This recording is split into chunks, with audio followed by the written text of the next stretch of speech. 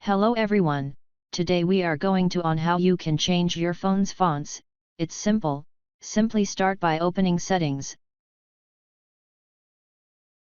Then after getting this results, simply try finding display, then try finding font size and style.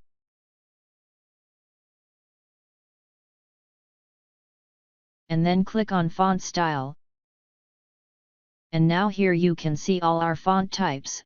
For example, let's try Gothic Bold, and now as you can see all the system's fonts suddenly changed.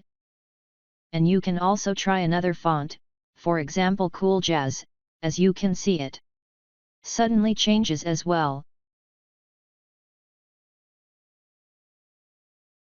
And this time let's try Choco Cookie.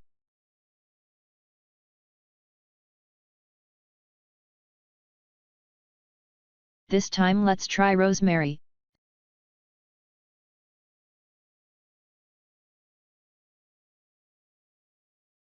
And from here you can download any font you would like. So thanks for watching. And if you are new, make sure you subscribe.